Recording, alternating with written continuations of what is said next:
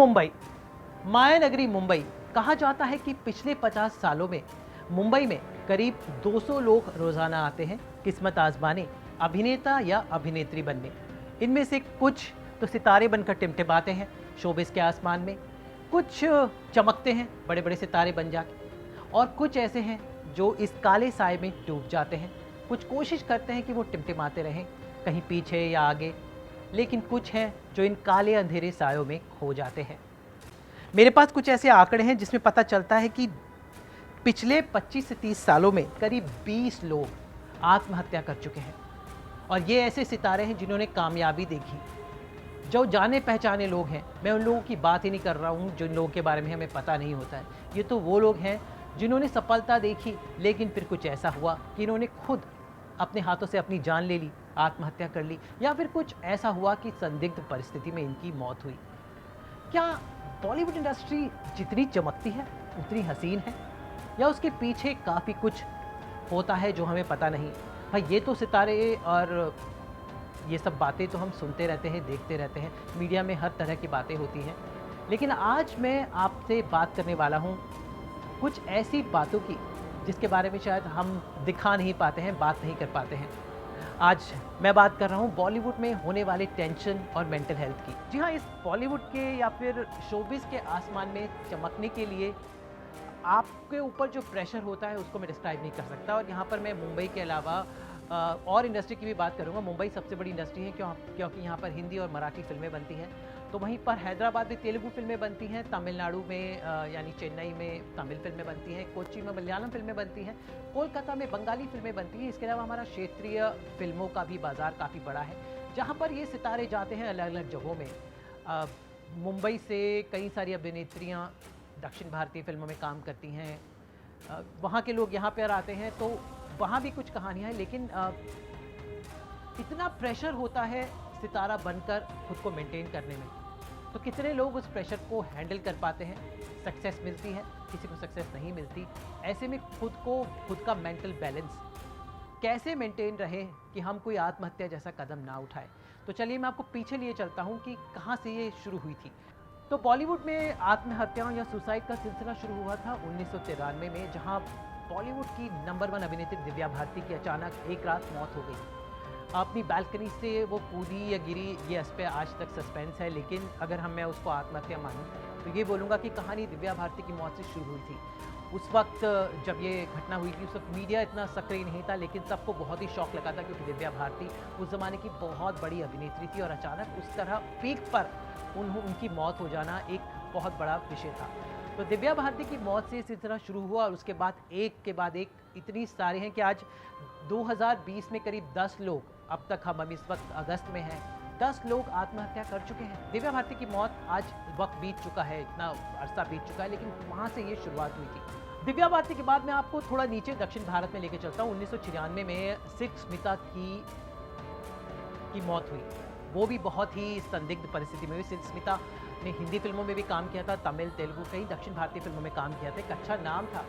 उनकी भी हालत ऐसी ही थी, उनकी भी संदिग्ध बिल्कुल, मतलब उनकी मौत बहुत ही दर्दनाक थी। उस पर फिल्म भी बनी थी, डर्टी पिक्चर, अगर आपने देखी हो। तो वो जो दिव्या भारती के बाद वो घटना बहुत शॉकिंग थी। तो सिल्क स्मिता की मौत की दूसरी शॉकिंग घटना, जो एक बार फिर से इस माया नगरी के जो काले साए के बारे में बयां करती है। कितना मुश्किल होगा सिल्क स्मिता को सब हैंडल कर पाना, जब उन्हें रोल मिलने मुश्किल हो गए थे। जो आपने फिल्म में भी देखा होगा, विद्या बालन ने इस किरदार को बहुत ही बखूबी से निभाया था। चेन्नई की फिल्म इंडस्ट्री में सिल्क स्मिता की मौत से ढेर सारे सवाल उठे और 2002 में एक और अभिनेत्री ने फिर से खुदकुशी की, और ये अभिनेत्री थी मोनल। जो सिमरन एक और मशहूर अभिनेत्री, उनकी बहन थी। मोनल ने ढेर सारी फिल्में की, लेकिन अचानक उन्होंने भी खुदकुशी कर ली। तो मोनल की मौत एक बहुत बड़ा शौक था तमिल फिल्म इंडस्ट्री के लिए। और मोनल चूँकि वैसे उत्तर भारतीय थी, लेकिन दक्षिण भारतीय फिल्मों में काम करती थी, तो काफ़ी शॉकिंग थी उनकी मौत। लेकिन इसके बाद जो सिलसिला शुरू हुआ वो 2020 आ गया, थमने का नाम नहीं ले रहा। मोनल की मौत के बाद अगली मौत हुई 2004 में नफीसा जोसेफ की। नफीसा जोसेफ मिस इंडिया थी, बहुत ही बेहतरीन मॉडल थी, टीवी शोज़ होस्ट किया करती थी, लेकिन अचानक उन्होंने खुदकुशी कर ली। और नफीसा जोसेफ की मौत के बाद तो फिर तो जैसे लाइन लग गई। उसके बाद अगली मौत होती है 2006 में कुलजीत रंधावा की, जो एक टीवी सीरियल की अभिनेत्री थी, मॉडल थी वो भी। स्पेशल स्पॉट नाम का उनका शो उस ज़माने में बहुत लोकप्रिय हुआ था। और कुलजीत की मौत थी बहुत शॉकिंग थी, क्योंकि टेलीविज़न की ऐसी अभिनेत्री जिन्हें लोग जानते थे, पहचानते थे, अचानक उन्होंने खुदकुशी कर ली। ये एक बहुत शॉकिंग था। और कुलजीत की मौत के बाद इससे पहले बीच में ही एक और मौत हुई जिसने सबको चौंका दिया। 2008 में अभिनेता कुणाल सिंह की मौत। जी हाँ, कुणाल सिंह ने हिंदी फिल्मों में सोनाली बिंद्रे के साथ दिल ही दिल में नाम की फिल्म में काम किया था। दक्षिण भारतीय फिल्मों में काम करते थे और अचानक कुणाल एक दिन अपने कमरे में लटके हुए मिले। अच्छा खासा करियर था, सब कुछ था, फिर ऐसा क्या हुआ जो कुणाल को आत्महत्या करने के लिए? भाई इस पे आज तक पुलिस इन्वेस्टिगेशन कर रही है।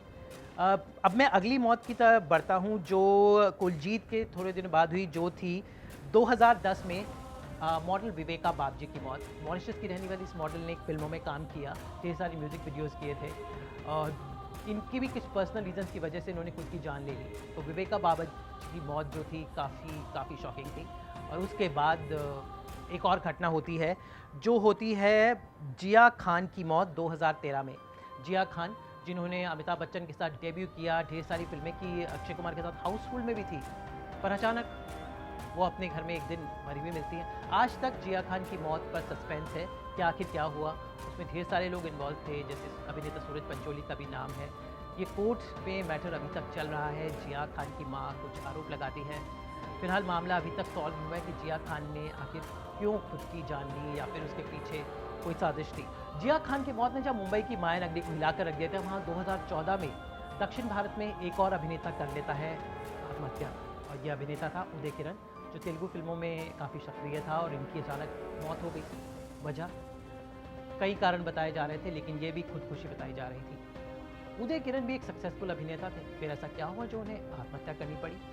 यही तो वो सच है जिसका आंसर हम सब लोग, जिसका जवाब हम सब लोग ढूंढ रहे हैं। लेकिन समझ में नहीं आता है कि डिप्रेशन इतना हो जाता है, सक्सेस का बोझ इतना बढ़ जाता है, क्या होता है? क्या ये पर्सनल रीजंस की वजह से, प्रोफेशनल रीजंस की वजह से, राइवलरी, एडमिटी, जो भी हो, लेकिन इसके बाद होती है एक और मौत जो पूरी टेलीविजन इंडस्ट्री को चौंका देती है। और ये मौत थी 2016 में प्रत्यूषा बैनर्जी की। जी हाँ, सीरियल पालिका वधू की आनंदी, जो टेलीविजन की एक लोकप्रिय अदाकारा थी, जमशेदपुर के एक छोटे से शहर से मुंबई तक पहुंची, टीवी सीरियल्स में काम किया और नंबर 1 सीरियल में काम किया, रियलिटी शोज़ में भी काम किया। फिर अचानक एक दिन पता चलता है कि उन्होंने लटक कर आत्महत्या कर ली। वजह वे तरह तरह की वजह बताई गई कि उनका पर्सनल रीजंस की वजह हो, प्रोफेशनल रीजंस की वजह हो, लेकिन हमारी इंडस्ट्री ने एक और अदाकारा खोल दी और एक बार फिर से क्वेश्चन मार्क लग गया इस माया नगरी में होने वाले तरह तरह के जो मेंटल प्रेशर्स ये अभिनेता अभिनेत्रियाँ झेलते हैं। ये तो वो हैं जो जिन्हें सक्सेस मिलती है, उनका क्या जिन्हें सक्सेस नहीं मिलती, वो बेचारे किस मेंटल ट्रॉमा को झेलते होंगे। खैर, प्रत्यूषा की मौत के बाद सिलसिला शुरू हुआ है और पिछले साल यानी 2019 में हमने दिसंबर के महीने में एक और अभिनेता को खो दिया। ये था कुशाल पंजाबी। कुशाल पंजाबी पिछले 15 सालों से ढेर सारे सीरियल्स कर चुके थे, रियलिटी शोज भी जीत चुके थे। 40 साल के थे, लेकिन इतने फिट थे कि आप उनको देखकर कह नहीं सकते कि इनकी उम्र 40 की है। एक उनकी फैमिली थी, बीवी थे, बच्चे थे, लेकिन अचानक उन्होंने फिर से आत्महत्या कर ली। कुशाल पंजाबी की मौत जहां 2019 के आखिरी महीने में हुई, 2020 की शुरुआत होती है अभिनेत्री सेजल शर्मा की मौत के साथ, जो सीरियल्स में काम करती थी, लेकिन अचानक उन्होंने भी खुदकुशी कर ली। और उसके बाद तो ऐसा मौत का सिलसिला निकला है कि साल 2020 इस सबसे काला साल होगा जहाँ पर सबसे ज़्यादा मौतें हुई। कुछ मौतें ऐसी थी जिन पर किसी का बस नहीं था, जैसे इरफान खान, ऋषि कपूर, सरोज खान, वाजिद खान। ये सब मौतें ऐसी थी जो प्राकृतिक थी, लेकिन एक मौत ने पूरे देश को हिला दिया। देश क्या कहूँगा, विश्व को हिला दिया। ये थी पिछले 2 महीने पहले हुई सुशांत सिंह राजपूत की मौत। अब वो आत्महत्या थी या कोई मर्डर, इस पर तो अभी हमारी एजेंसीज काम कर रही हैं, लेकिन इस मौत ने ढेर सारे सवाल खड़े कर दिए और एक बार फिर से इंडस्ट्री को से ये सवाल पूछा गया कि आखिर इस माया नगरी का सच क्या है। और वैसे सुशांत की मौत के साथ ही, मतलब उसके साथ ही 2020 में मनमीत ग्रेवाल नाम के एक अभिनेता ने लॉकडाउन में तंग हाल परेशान होकर आत्महत्या कर ली। प्रेक्षा मेहता नाम की एक अभिनेत्री ने आत्महत्या कर ली। 2 दिन पहले अनुपमा पाठक और समीर शर्मा, 2 ऐसे, अनुपमा पाठक भोजपुरी शोज़ में काम करती थी, भोजपुरी फिल्मों में भी काम करती थी, और समीर शर्मा एक जाने पहचाने टीवी कलाकार थे, उन्होंने भी अगस्त महीने में अचानक आत्महत्या कर ली। उसके अलावा अभी पिछले दिनों बैंगलोर में एक अभिनेता सुशील गौड़ा ने भी आत्महत्या कर ली और एक मराठी अभिनेता ने भी अभी पिछले दिनों आत्महत्या कर ली। उसके अलावा जागी जॉन नाम के केरला के अभिनेता ने भी मौत को गले लगा लिया, जो खुदकुशी ही माना जा रहा है। यानी कुल मिलाकर इतनी सारी मौतें 2020 में, और ये मौतें हैं आत्महत्या। वजह क्या? क्या इनको काम नहीं मिल रहा था? क्या इनकी पर्सनल लाइफ में प्रॉब्लम थी? क्या इनके कुछ हेल्थ इश्यूज थे?